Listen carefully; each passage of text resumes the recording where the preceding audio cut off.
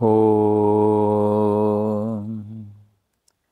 दिक्कालादनवच्छिन्न अनन्तचिन्मात्रमूर्तये स्वानुभूते कमानाय नमो शान्ताय तेजसे ऋतम् आत्मा परं ब्रह्म सत्त्वमित्यादिकाबुधै कल्पिता व्यवहारार्थं संज्ञातस्य মহাত্মনः। গতদিনে আমাদের পড়া হয়েছিল সৎসঙ্গ প্রসঙ্গে। সেখানে সৎসঙ্গ অসৎসঙ্গ কখনো করা উচিত নয়। সৎসঙ্গের মহিমা পুনরায় বলছেন, বলার পরে এখন বলবেন সাধু সঙ্গের মহিমা।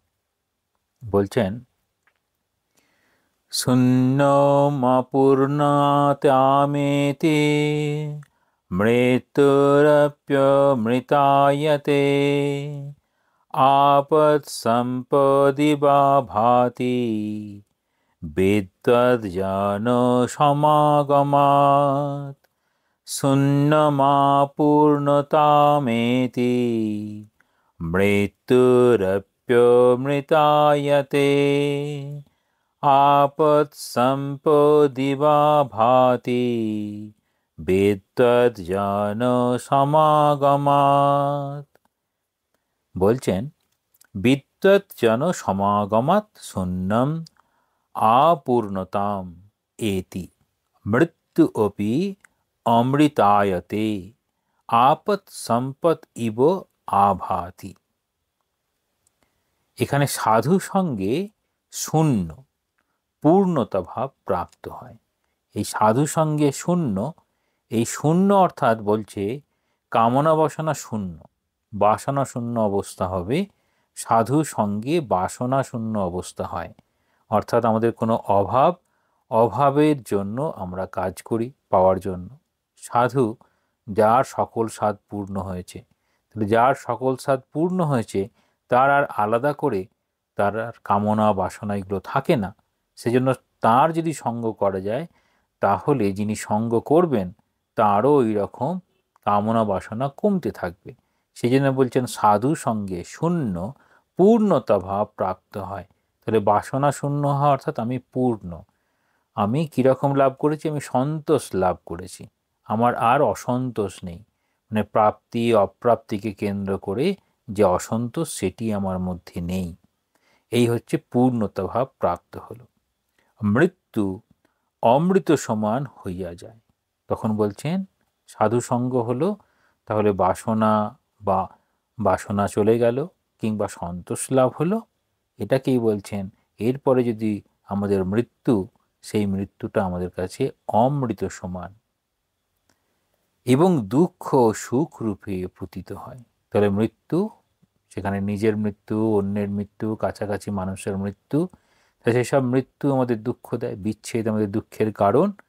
তাহলে সেখানে এতটাই পূর্ণতা লাভ করেছে, সেখানে কোনো বিচ্ছেদ বলতে কোনো বিচ্ছেদই বোঝাবে না। সেখানে সুখ দুঃখ দুটোই সমান। সেই জন্য বলছেন সুখ আর দুঃখ দুটোই সেখানে যেন প্রাপ্তি হয়েছে। ভাবার্থ এরকম বলছেন, ভাবার্থ এই যে ব্রহ্মে বস্তুত শূন্যতা। তাহলে যখন ব্রহ্ম, সব কিছুর মধ্যে ব্রহ্ম দেখবে আলাদা করে, যেমন ঘটি বাটি ঘট পট ইত্যাদি মাটির তৈরি জিনিসগুলোকে আলাদা আলাদাভাবে যেমন পাত্র হিসাবে দেখি, না দেখে মাটিকে দেখা হবে, ঠিক সেই রকম আর আলাদা করে বস্তুকে দেখা সম্ভব হবে না। তখন বলছেন ওই ব্রহ্মকে যেন দেখা সম্ভব হবে। তাই ব্রহ্মে বস্তুত শূন্যতা, মৃত্যু ও দুঃখের একান্ত অভাব। তাহলে যিনি ওটি লাভ করেছেন তার কীরকম হলো? তার হচ্ছে তিনি যেন পূর্ণতা প্রাপ্ত হলেন, তার ওই শূন্যতা চলে গেল, তাহলে এই অভাববোধটা চলে গেল, অর্থাৎ পূর্ণতা এলো, মৃত্যু ও দুঃখের একান্ত অভাব ঘটল। বলছেন শূন্যতা,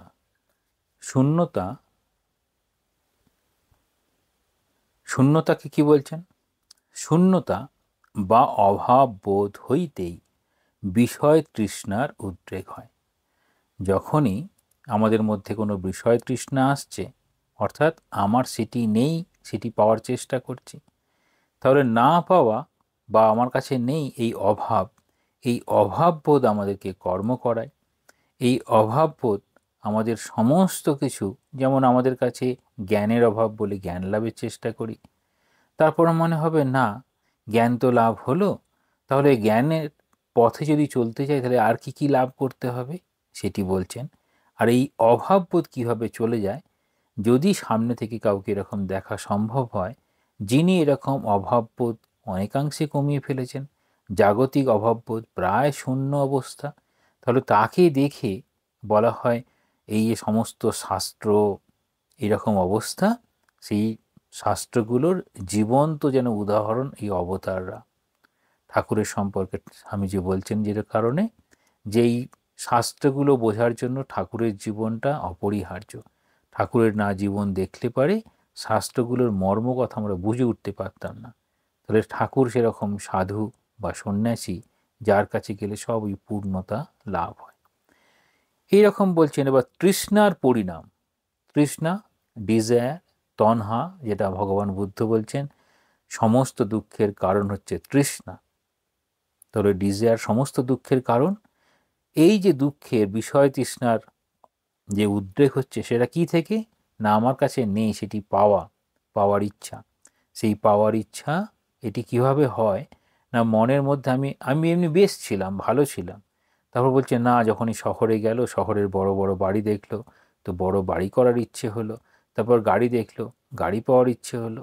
সেই জন্য অনেক সময় এরকম সাধন পথে যখন বৈরাগ্যের পথে চলে তখন বলা হয় যে জগতের যা কিছু আমাদেরকে প্রলুব্ধ করে সেই দিকে তাকাবে না। যেমন ঠাকুর বলছেন তোমার এই ভুবন মোহিনী মায়ায় আমায় মোহিত করো না, এইরকম। তাহলে বিষয় তৃষ্ণাতে আমরা ওখানেই ডুবে যাব। তাহলে তৃষ্ণার পরিণাম দুঃখ, এবং অতৃপ্ত অনন্ত তৃষ্ণার পরিপূর্তির ব্যর্থ প্রয়াসে একদিন মৃত্যুর ক্রোড়ে শয়ন, ইহাই জীবের স্বাভাবিক গতি। বলছেন তৃষ্ণার পরিণাম হচ্ছে দুঃখ। এবার ওই যে তৃষ্ণার পরিণাম দুঃখ, ঠিক আছে, তৃষ্ণার পরিণাম দুঃখ হলো, কিন্তু এই তৃষ্ণা কি সারা জীবন চলতে থাকে? বলছে হ্যাঁ, সারা জীবন চলতে থাকে। এমনকি এই পাওয়ার বাসনা নিয়েই অনেকে এই মৃত্যুবরণ করে। তাহলে সেই চাওয়া পাওয়া বাসনা যতক্ষণ না নির্বাসনা হয় আমাদেরকে বারবার ফিরে আসতে হবে। মায়ের খুব সুন্দর কথা আছে যে বাসনা থাকলে তাহলে তার মুক্তি হবে না, বাসনার জন্য তাকে ফিরে আসতে হবে।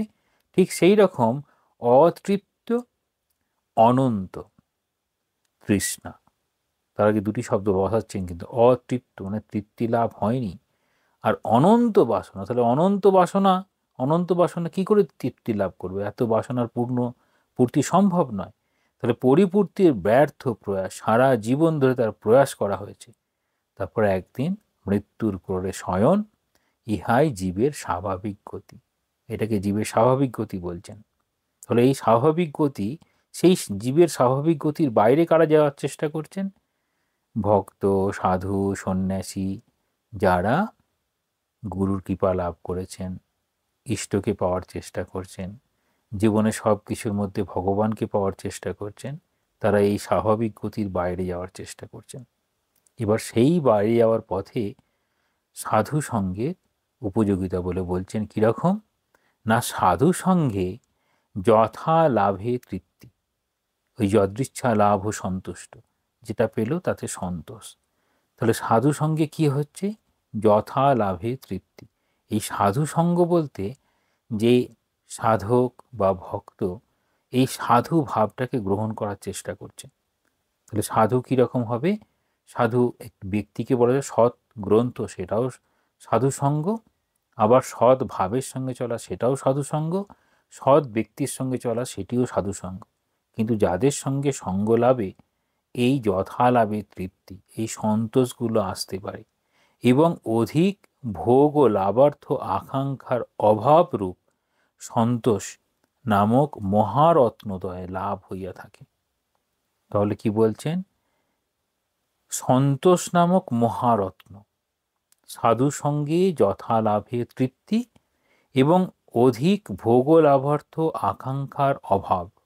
তাহলে আরও চাই আরও চাই, সেই ভাবনাটা কমে যাবে। কমে গিয়ে কী আসবে? সন্তোষ। এই মা বলছেন সন্তোষের সমান ধন নাই। দেখুন মা এখান থেকে যেন বলে দিলেন সন্তোষ নামক মহারত্ন, সন্তোষের সমান ধন নাই, মানে সেটি এত মূল্যবান, সেটি লাভ করা সম্ভব। কীরকম? না সন্তোষী পুরুষ সদানন্দময়। তাহলে যারা যাদের সন্তোষ লাভ করেছেন সবেতেই তার সন্তুষ্টি, তিনি হচ্ছেন সদানন্দময়। তাহলে এই জগতে এত দুঃখ কষ্টের মধ্যে আমরা কিভাবে সন্তোষ লাভ করব, সেটি আমাদেরকে খুঁজে পেতে হবে। তাহলে আমাদের কামনা বাসনা সব কোন দিকে? ভক্ত হলে পরে সব ভগবানের দিকে নিয়ে যেতে হবে। আর যদি বিচারের কথা দেখা হয়, জ্ঞানের পথে বিচার, বিচার দিয়ে দেখতে হবে সত্যিই কি এটি আমার জীবন পথে ভগবান লাভে সহায়ক, তাহলে সেটিকে আমরা গ্রহণ করি। যদি সহায়ক না হয় তাহলে গ্রহণ করার কোনো প্রয়োজন নেই। এই রকম তখন কি হচ্ছেন? তাহার কোনো অভাব নাই এবং দুঃখজনিত হা হুতাশ নাই। তাহলে সাধু সঙ্গে কি হয়? না সন্তোষ লাভ হয়। আর সাধু সঙ্গে সন্তোষ লাভ হওয়াটাই হচ্ছে সাধু সঙ্গের ঠিক ঠিক বিষয়। সাধু সঙ্গের ঠিক ঠিক বিষয় যদি হয় তখন ওটি সম্ভব, নইলে সম্ভব নয়। তাহলে এরকম বলছেন সাধু সঙ্গে কি হচ্ছে তাহলে? না আমাদের যথা লাভে তৃপ্তি, তার সঙ্গে সন্তোষ লাভ। এবার বলছেন দীন শরণাগত শিষ্য দর্শনে জ্ঞানীগণ করুণা পরবশ হইয়া অবশ্যই উপদেশ প্রদান করিয়া থাকেন। কিরম উপদেশ কিভাবে দিচ্ছেন সেটি বলছেন। জ্ঞানীনাম অপি চেত্তত্তম জ্ঞানীনাম অপি চেত্তম চেত কেবলাত্মসুখোদিতম সত্ত্বা সংসার দুঃখার্তা কাময়ান্তি শরণম তদা। জ্ঞানীনাম অপি চিত্তম চেত কেবলাত্মসুখোদিতম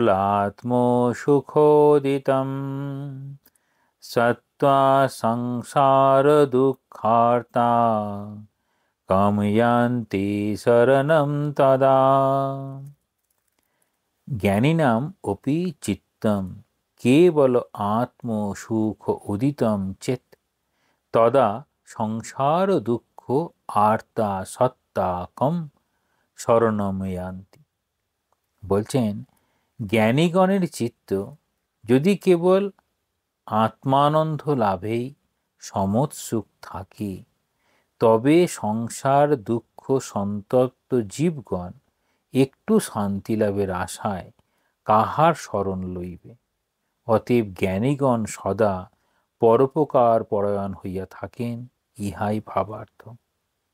এবার মায়ের কথায় আমরা দেখি যে সাধুরা এখানে থাকবে, গৃহস্থ মানুষ সংসারের এরকম জ্বালা এসে তারা এসে প্রাণ জুড়াবে। ঠিক সেই কথাটাই এখানে বলছেন যে জ্ঞানীগণের চিত্ত। এখানে জ্ঞানীগণ বলতে সাধু ব্রহ্মচারীদের কথা বলছেন। জ্ঞানীগণের চিত্ত যদি কেবল আত্মানন্দ লাভেই সমোৎসুক থাকে, যারা জ্ঞানীগণ তাদের যদি আত্মানন্দ লাভ এটাতেই যাদের যদি প্রধান উদ্দেশ্য থাকে, তবে সংসার দুঃখ সন্তপ্ত জীবগণ, তবে যারা সংসারের মধ্যে কষ্ট পাচ্ছে, মায়ের একদম কথাগুলো এখানে মিলে যাবে, একটু শান্তি লাভের আশায় কাহার শরণ লইবে। তাহলে সংসার দুঃখ সন্তপ্ত জীবগণ তারা কার শরণ নেবে? তারা হচ্ছে এই জ্ঞানীগণের শরণ নেবে। তাহলে জ্ঞানীগণ তখন কি করবেন? তাহলে একদিকে আত্মানন্দ লাভে সমোৎসুক, আরেকদিকে অতএব জ্ঞানীগণ সদা পরোপকার পরায়ণ হইয়া থাকেন। তাহলে পরোপকার এখানেই বলছেন আত্মন মোক্ষার্থম জগৎ হিতায় চ। আত্মন মোক্ষার্থম হচ্ছে আত্মানন্দ লাভেই সমোৎসুক, সেটি প্রধান উদ্দেশ্য। তাহলে আত্মন মোক্ষার্থম, আর সেই আত্মন মোক্ষার্থম জগৎ হিতায় অর্থাৎ পরোপকার, তাহলে জ্ঞানীগণ কি করবেন সেটি আমাদের যোগ বাশিষ্ঠ সারেই বলছেন খুব সুন্দরভাবে। মাও এই কথা বলছেন, স্বামীজি এই কথা বলছেন। এবার আবার বলছেন এটির, দেখুন বলছেন ত্রিতাপ দগ্ধ দীন পুরুষ। তাহলে ত্রিতাপ, ওম শান্তি শান্তি শান্তি, আমরা তিনবার শান্তি করি। তাহলে একটা কি হয়, আদিভৌতিক, আদিভৌতিক, আধ্যাত্মিক, এই যে আদিদৈবিক। তাহলে আদিদৈবিক, এখানে দেবতা হচ্ছে যত জাগতিক শক্তি আছে আদিদৈবিক, সে ঝড় ঝঞ্ঝা বৃষ্টি বন্যায় এসব আদিদৈবিক। আদিভৌতিক মানে বিভিন্ন যে জীবজন্তু আছে তাদের কাছ থেকে দুঃখ। আর হচ্ছে আধ্যাত্মিক, আমাকে কেন্দ্র করে নিজে নিজেই তৈরি করেছি, আমি যা দুঃখের কারণ হয়েছি। তাহলে এইভাবে 3 রকম দুঃখ আছে। এই ত্রিতাপ দগ্ধ দীন পুরুষ যখন যথার্থই একটু শান্তি লাভের প্রত্যাশায় কিসে কল্যাণ হইবে এই চিন্তায় অস্থির হইয়া বিষয় ভোগ বিমুখ চিত্তে তত্ত্বজ্ঞ পুরুষে শরণাগত হয়, তখন সদা আত্মানন্দ বিভোর সেই পুরুষ শ্রেষ্ঠের প্রাণেও করুণার উদ্রেক হয় এবং তিনি শিষ্যকে এইরূপ অভয়বাণী শোনাইয়া কৃতার্থ করেন। এবার বিবেক চূড়ামণি থেকে বলছেন কিভাবে কৃতার্থ করবেন। তাহলে এখানে পরিষ্কার বলছেন যে জ্ঞানীগণ, অর্থাৎ এই জ্ঞানীগণ বলতে আমরা যিনি জ্ঞান লাভ করেছেন, জ্ঞানের পথে চলেছেন। তাহলে এখানে বোঝার চেষ্টা করব, যেটা বিবেক চূড়ামণিতে খুব সুন্দরভাবে বলেছেন 155 নম্বর শ্লোক থেকে 160 নম্বর শ্লোকের মধ্যে। ওখানেই বলছেন যে সাধারণভাবে জড়বুদ্ধি সম্পন্ন, তারা দেহটাকেই তারা সব কিছু মনে করে, অর্থাৎ এই অন্নময় কোষ। তারপরে বিদ্বান, যে দেহটা সব নয়, কখনো কখনো মনে হবে না দেহের মধ্যে প্রাণ শক্তি, মনের শক্তি, মনোময় কোষ, বিজ্ঞানময় কোষ, আনন্দময় কোষ, কিংবা সেই আত্মার কথা ভাবেন, এটা হচ্ছে বিদ্বান। তারপরে জ্ঞানী, যিনি দেহটা অনিত্য এবং এই ব্রহ্ম সত্য, সেই ব্রহ্মেই বিচরণ করার চেষ্টা করেন, সেটা হচ্ছে জ্ঞানী। এই 3 রকম অবস্থা। তাহলে এই জ্ঞানী অবস্থা এখানে বলছেন জ্ঞানীগণের চিত্ত, যিনি ওই রকমভাবে চলেছেন, ওই পথে চলেছেন, তাহলে তিনি সেই জ্ঞানীগণের চিত্ত তিনি কীরকম হবে। এখানে কিন্তু বলা হয় না সবসময় যে জ্ঞানী মানে তাকে সন্ন্যাসী হতে হবে, কারণ যখন এই যোগ বাশিষ্ঠ সার এরকম যখন দেখা হচ্ছে ভারতবর্ষের ওই বৈদিক যুগ, কিংবা আমরা যদি সত্য যুগের কথা ভাবি, তখন গৃহস্থ জীবনেও ধারণা হচ্ছে ভগবান লাভ করতে হবে, প্রত্যেককেই জ্ঞানী হতে হবে, ব্রহ্মচর্য, গার্হস্থ, বানপ্রস্থ, সন্ন্যাস, এই সন্ন্যাসটা প্রত্যেকের জীবনে যেন আসে, সেই আর জাগতিক কামনা বাসনার ঊর্ধ্বে চলে যাওয়ার ভাব এই রকম ছিল। তো সেই জন্য এই জ্ঞানীগণ সরাসরি জ্ঞানীগণের অর্থাৎ মানে সন্তানের পিতামাতাও জ্ঞানী হতে পারেন, তার আচার্য, শিক্ষক, গুরু, তিনিও জ্ঞানী হতে পারেন। তাহলে জ্ঞানী তার কাছে যাবেন, কেন যাবেন না, সেখানে গিয়ে তিনি শান্তি লাভ করবেন। তাহলে জগতের থেকে যত কিছু দুঃখ কষ্ট আছে সেখান থেকে তিনি যেন শান্তি লাভ করবেন। শান্তি লাভের জন্য কি করতে হবে বলছে, যদি দ্বৈত ভাব হয় তাহলে ভগবানের স্মরণ, আর যদি বিচার পরায়ণ হয় তাহলে বিচার দিয়ে দেখবেন আমার দুঃখের কারণ কি, এই দুঃখের বাইরে কীভাবে যেতে পারি। তাহলে বলছেন শিষ্যকে এইবার অভয়বাণী শোনাচ্ছেন। শোনাতে গিয়ে তিনি বলছেন বিবেক চূড়ামণির, এখানে 45 নম্বর লেখা আছে, আসলে এটা 43 নম্বর শ্লোক, আমরা যে বই পড়ি। মা ভৈষ্ট বিদ্যাং স্তবনাস্তপায়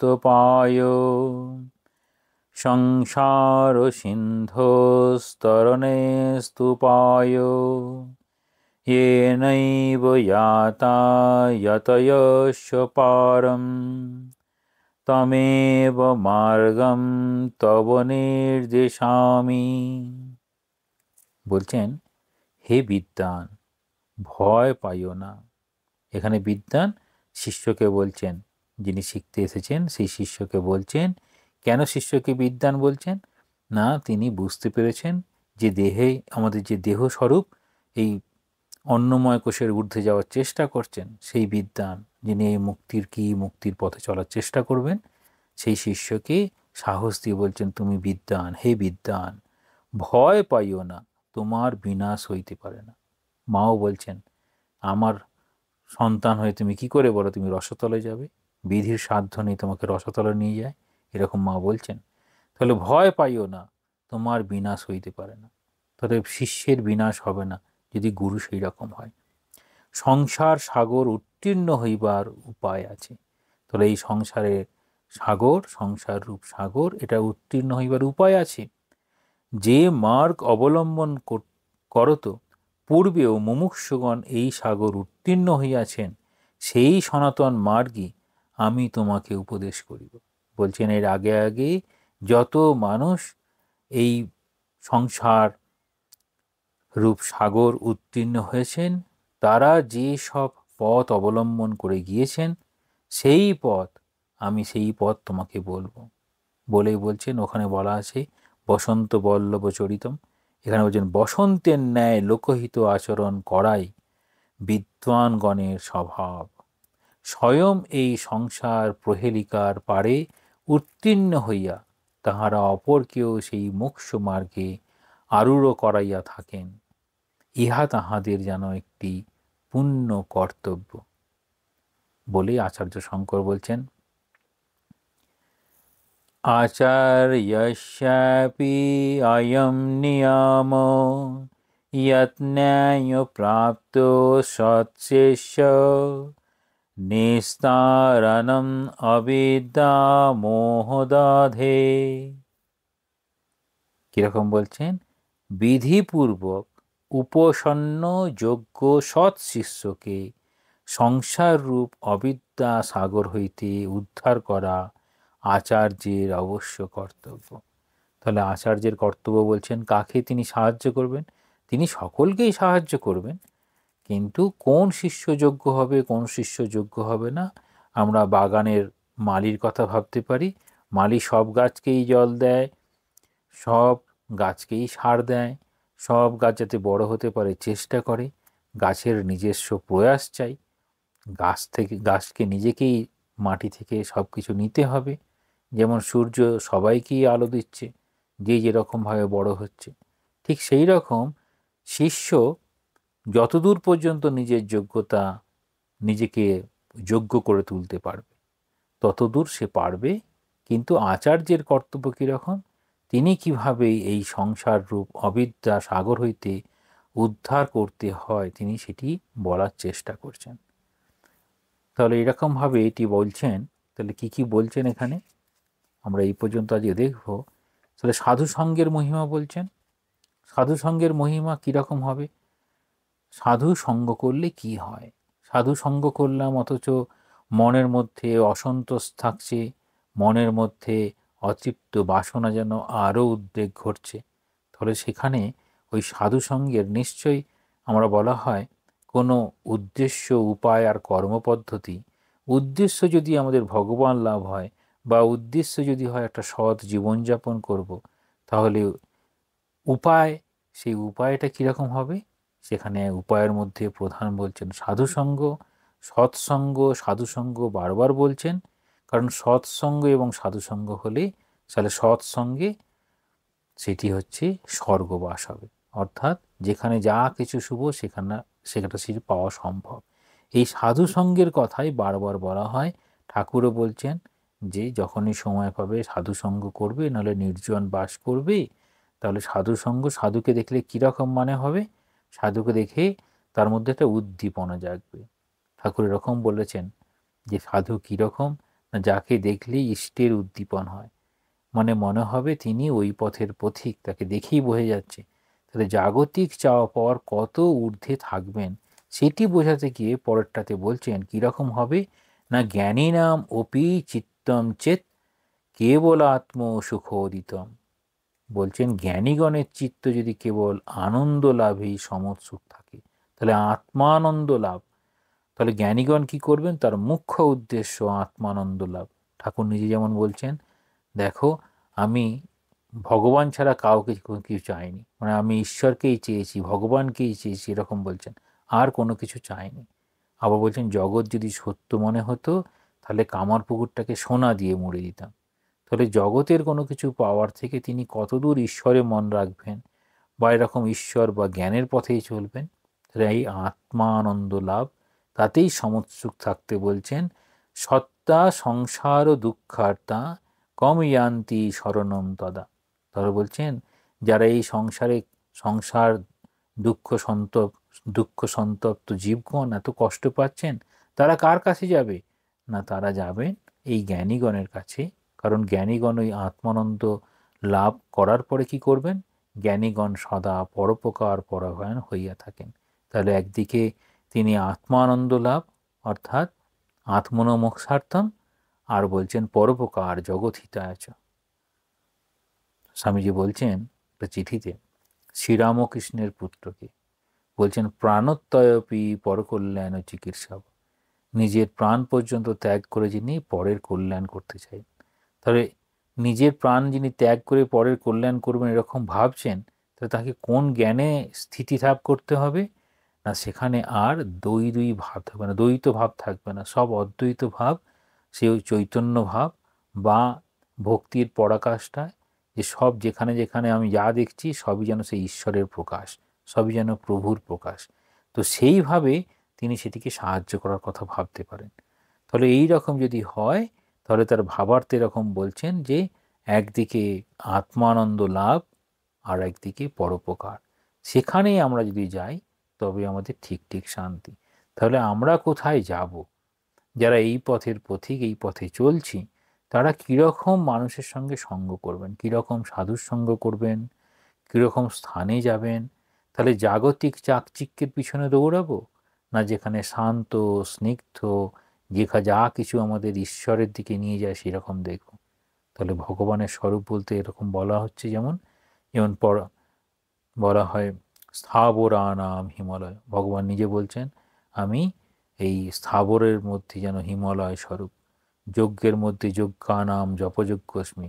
অনেক রকম যজ্ঞ হতে পারে, কিন্তু এই জপযজ্ঞর মধ্যেই তার যেন বিশেষ প্রকাশ। তিনি নিজে বলেছেন আমি কোথায় কোথায় বিশেষ প্রকাশ, সেই রকমভাবে বিশেষ প্রকাশ, জ্ঞানীর বিশেষ প্রকাশ কীরকম সেটি দেখাচ্ছেন। আর সেখানে গেলে কি করে শান্তি লাভ হবে সেটাও বলছেন। আবার বলছেন যে এই রকম যখন গুরু পাওয়া যায়, তাহলে তার শিষ্যের প্রতি তিনি কীরকমভাবে দেখবেন। তারপর আবার বলছেন যে শিষ্যেরও কিছু কিছু থাকতে হবে, শিষ্যের যোগ্যতা থাকতে হবে। সেই যোগ্যতা যদি থাকে তাহলে শিষ্য লাভ করবে। তার মধ্যে একান্ত প্রার্থনা, ঠাকুর যেমন বলছেন একান্ত ইচ্ছে প্রার্থনা, মানে আমাকে স্বামীজি যেটাকে বলছেন বুলডগ টেনাসিটি। যদি এরকম বুলডগ টেনাসিটি থাকে তাহলে কোনোভাবেই সেখান থেকে সে সরে যাবে না। তাহলে আমরা যদি সরে যাই তাহলে হবে না। যারই যেরকম সামর্থ্য থাকবে সেই সামর্থ্য নিয়ে আমাদেরকে ধরে থাকতে হবে। বলছে যে ধরে থাকলে অবশ্যই পৌঁছানো সম্ভব। তবে যে বিভিন্নভাবে গানের মধ্যে বলা হয়, তারপর ছোটোবেলায় যেমন গান আমরা শুনেছি গুরু না ভজিনু সন্ধ্যা সকালে, মানে সন্ধ্যা এবং সকালে গুরু ভজছে। গুরু ভোজা মানে এখানে ঈশ্বরীয় নাম গুণকীর্তন। ঠাকুর যেমন বলছেন মাঝে মাঝে কি হাততালি দিয়ে হরিনাম করতে হয়।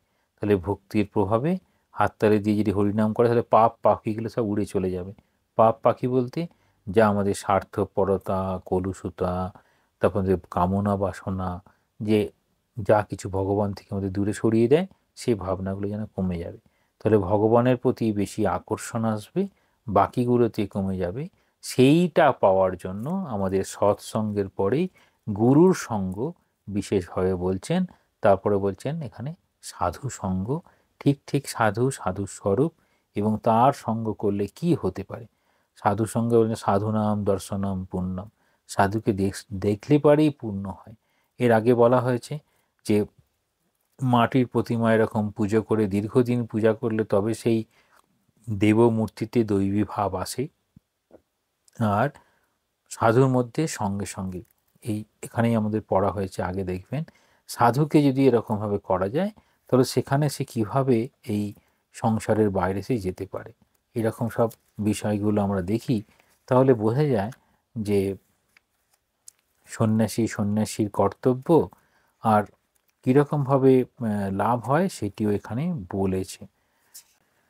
আচ্ছা, এখানে দেখবেন 8 নম্বর পেজে কীরকম আছে, বলছেন সাধুগণের দর্শন কিন্তু তৎকালে শুদ্ধির হেতু হইয়া থাকে, তত্ত্বজ্ঞ সাধুগণই যথার্থ তীর্থ ও দেবতা। তাহারা জঙ্গম তীর্থ ও শ্রী ভগবানের চল বিগ্রহ রূপে প্রসিদ্ধ। তাহলে সাধুদের একটা বিশেষ এই মানে কীরকমভাবে শাস্ত্র বলছেন, সাধুদের একদম সাধুদেরকে সচেতন করে দিচ্ছেন সাধু কীরকম হবে। বলছেন কোনো নির্দিষ্ট জলবিশেষী তীর্থ নহে, অথবা মৃত্তিকা ও পাষাণ নির্মিত মূর্তি বিশেষী একমাত্র দেবতা নয়। দীর্ঘকাল সেবিত হইলে তাহারা পুরুষকে প্রবৃত্ত করিয়া থাকে। সাধুগণের দর্শন কিন্তু তৎকালেই শুদ্ধির হেতু হইয়া থাকে। তাহলে এরকম সাধু, তাহলে সাধু সঙ্গ, সাধু সঙ্গের মহিমা আমরা এরকম দেখলাম, এবং শিষ্য কীরকম চেষ্টা করবে, কিভাবে আগাবে। পরের দিন শিষ্যটা পড়া যাবে। ওম শান্তি শান্তি শান্তি হরি ওম তৎসৎ। শ্রীরামকৃষ্ণার্পণমস্তু।